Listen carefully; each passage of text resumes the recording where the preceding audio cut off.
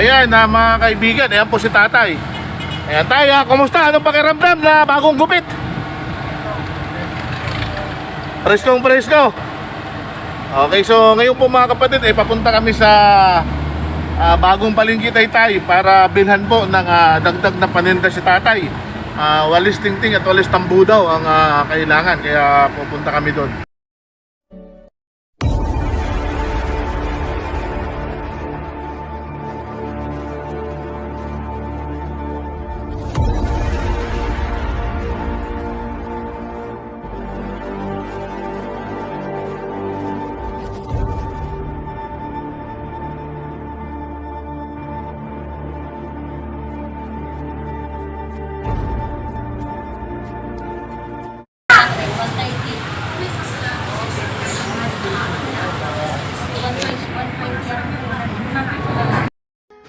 Pagkatapos namin sa barbero ay dumiretso na kami doon sa bagong palengke upang magharap ng panibagong paninda ni tatay o Lolo Ignacio.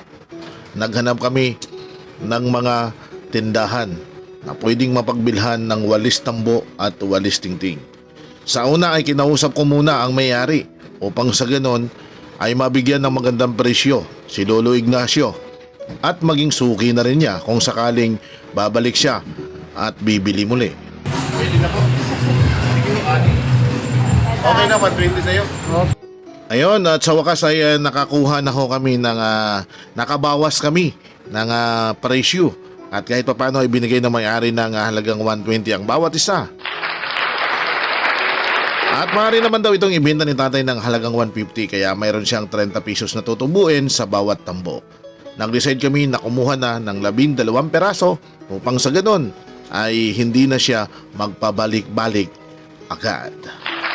Ano? Piraso para nakatali? Ano yung 10? 1, 2. Oh, ano? Para mahaba-habang ano na rin kaya? Yan na tayo. Tampok na tayo. Tampok na lang. Ha? Ang tanong ko, kaya mo? Ikaw magbabayad nun, hindi ako eh. Okay na po yan. Sige, yan na lang po. Tinatanong niya, kaya mo ba? Bilim ako kay tatay, tinanong mo niya, kaya ba? Kaya na naman. Para mabenta mo. Tapos, ano pa? Kaya tayo, tunuan mo naman kami yung balis na. Hindi mo talaga mabenta yan tayo ng ganong presyo. Nataas. Oo. Isa na ano. Makapal na. Tatlo 100 binta mo tayo o kaya 35 isa. 20 na nga lang bigay ko sa'yo. Ano? Pwede gusto mo? Okay? Kumuha din kami ng walis tingting upang maging karagdagang tinda ni tatay. 100 din ang aming kinuha upang makatry daw siya kung sakali at mabenta ito ay babalik na lang uli siya. Mabuti na lang at napakabait talaga ng may-ari at binigyan si tatay ng presyo na kung saan ay makakapagbenta siya at kikita naman siya ng malaki.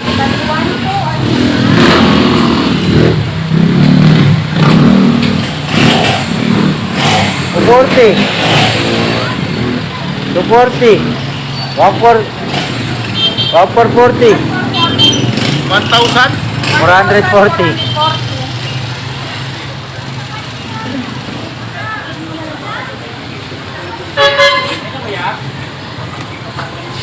Ano yung nakakabili ng basahan dito? Wala dito nagbibita ako yan atin ng basahan, yung wholesale na basahan. Meron kami kaso, anong basan yung pangpaa? Kaya mga kaibigan, shoutout ho sa Junjun Glassware dito po sa bagong palengke Taytay. So makakabili ko ba kayo ng mga gamit sa bahay, kaldero, plastic, kung ano-ano, nandito na po kompleto.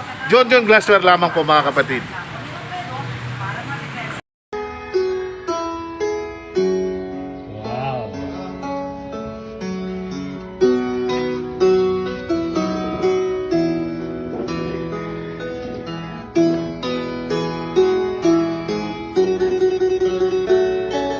Mga mga kaibigan na kami naman ngayon ay papunta kami ng Dolores. Maghahanap kami ng wholesale naman ng papagawaan ng basahan. Yung pinakamura para malaki ang tubo ni tatay. Kaya mayroon na siyang mayroon si tatay dyan mga tambo at saka tingting. Ayan. Anong pakiramdam tatay na may negosyo ka na? Ginawa na talaga ha. Ay, sa may bunol pa, poging-pogi na si tatay, nakamagpagupit na. Oh, di ba? Next natin, mission tatay ha. Dapat makalipat ka ng bahay. Yun yung target natin sa susunod ha. Pag-uusapan natin yan tayo kasi meron kang gagawin, may gagawin din ako. Hindi pwedeng wala kang gagawin para parehas tayo may gagawin, ano? Yan, sige. Oh.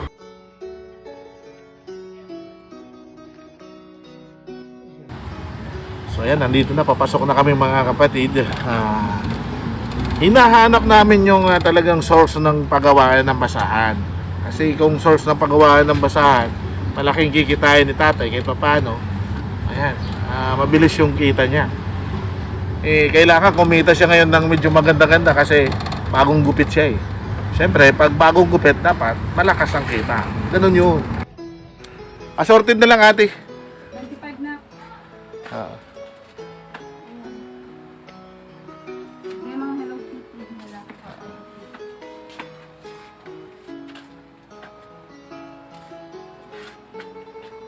Ito talaga yung ninyo, ate na. Trabaho na.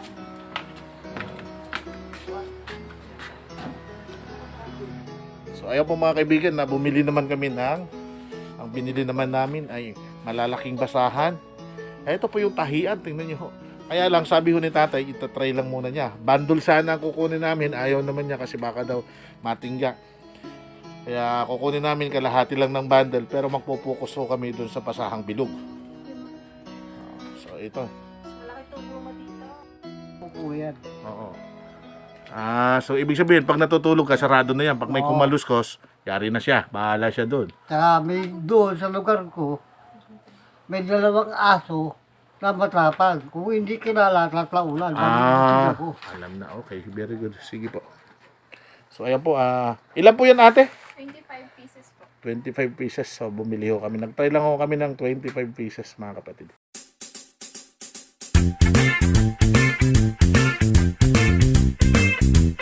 Mga kaibigan ha, dami ng paninda ni tatay. Anong pakiramdam tayo ngayon na madami ka ng paninda?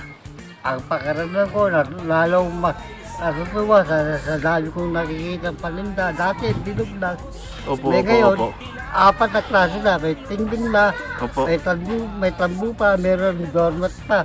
Tapos hahanap pa tayo ng basahan ngayon para mas madagdagan lalo. Ingatan yan tayo ha. Ingatan nyo talaga yan. Ang binigay sa akin, pag-iingatan ko. At payayamanin ko itong bagay nito. Yes. Salamat. Ngayon naman, ano muna tayo, dadaan muna, kakain tayo para makakain tayo, nagugutom na rin tayo.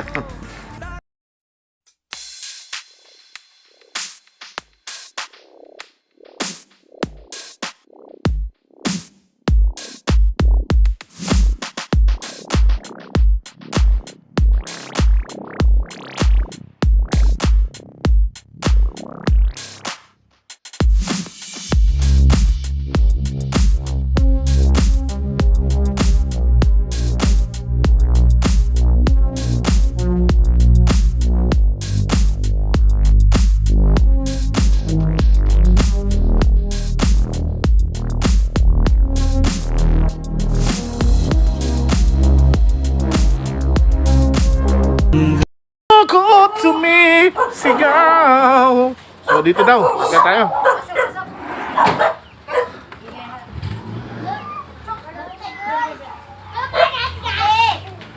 Saan ba yun? Doon po sa dulo, sir. Anyway, nakakuha ko kami dito. Ito kong gawaan. Ayan po yung makina nila. So, kayo po yung nagagawa. Nay, ang pangalan, Nay? Nay, anong pangalan? Mila Rodriguez.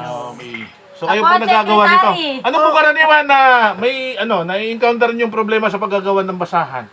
Problema pag nasisira ang makina. Sira ang makina. Ano pa po? Pang gastos pagbili ng makina, yan. Aw ng mga pyesa. Ah, O tapos, masakit sa katawan ang paggagawa ng basahan. Oo, talaga. Dahil, panmahirap Tay, yung puti tayo, hindi ka tay? Puti? Hindi pa yari namin yung puti kasi wala nga pangbili ng tela. So, ayan, dito. Mas mahal ang puti. Oo, ayan. Sabi nyo, mahirap kayo. Tapos marami Yun ang kayong masarang barya pera. namin. Benta ng yelo nila yan. Yan, para makita yung yari ko. Yan. Ah, nangyari na. Baka sobra naman, bilangin na lang ako kung magkano. Sige, yan na ta. Tay, Noy, pwede nakaplastic na yun sa'yo? Tay, pwede bang salansan ng maayos? Ay, di na? Ay, hindi ba? Parang mahirap sir isalansan. Ah, sige, sige, okay na yan.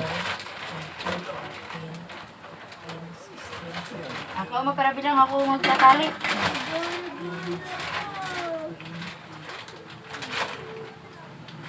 $22 na yata yan. Sabi nga ni Kuya, wag dagdagan. Huwag yung dagdagan yung basahan.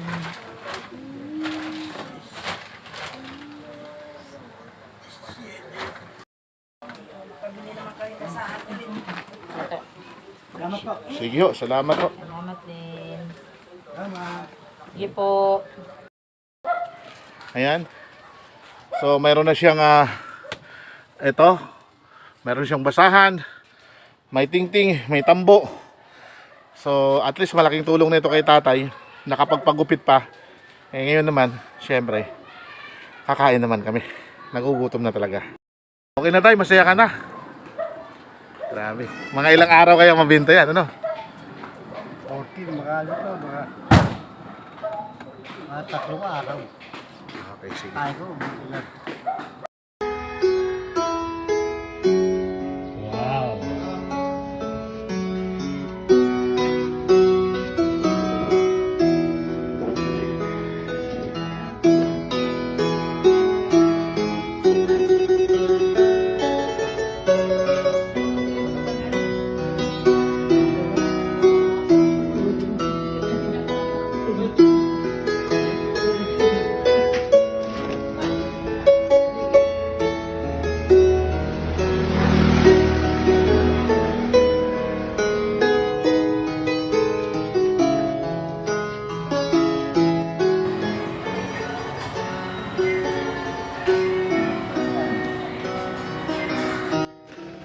Minsan pa pinakita natin na hindi hadlang ang edad upang magpursige sa pagtatrabaho na patas at walang inapakang dignidad.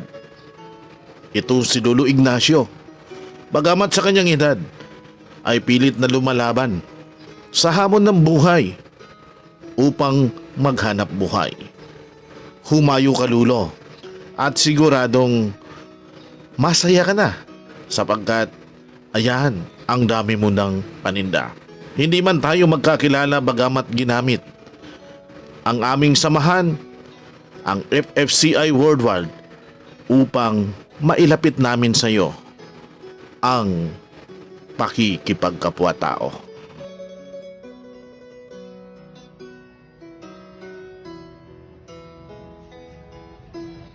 Salamat sa taong nagturo sa amin upang mahalin ang kapwa. Ito ang aming pandemic hero na si Francis Leo Marcos. Mula nang tumayo ka noong nakaraang taon, panahon ng pandemya, upang ipakita ang tunay na pagmamahal sa kapwa, ay natuto kaming gawin at gawin ang mga bagay na ito. Sundan at sundan ang mabubuting aral at mabubuting gawi. Salamat sa pagmamahal na ito na ngayon ay patuloy na namumunga dahil nasimulan mo. Abiyag, FLM.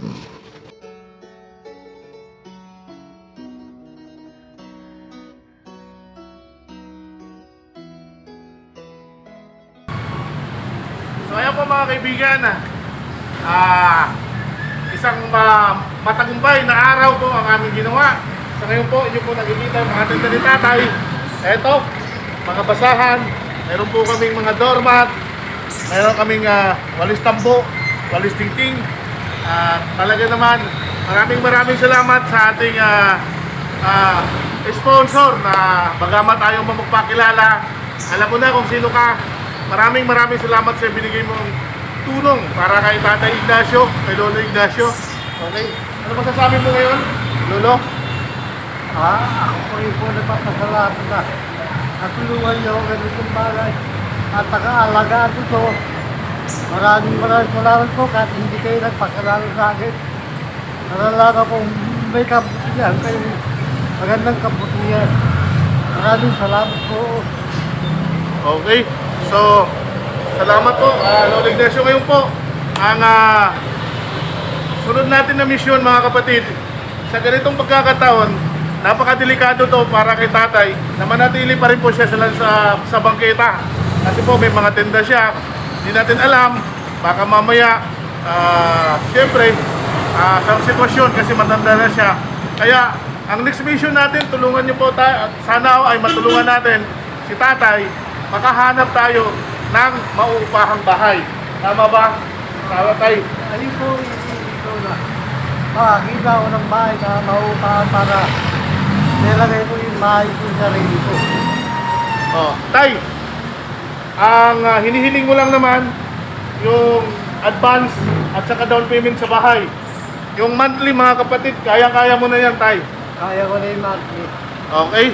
So, ayan mga kaibigan. So, hahanapan natin ng pamamaraan yung down payment at saka advance ay maibigay natin sa uupahan niyang tahanan kahit kwarto lang, and then yung monthly ay kukunin na ni tatay mula rito sa kanyang mga tindahan.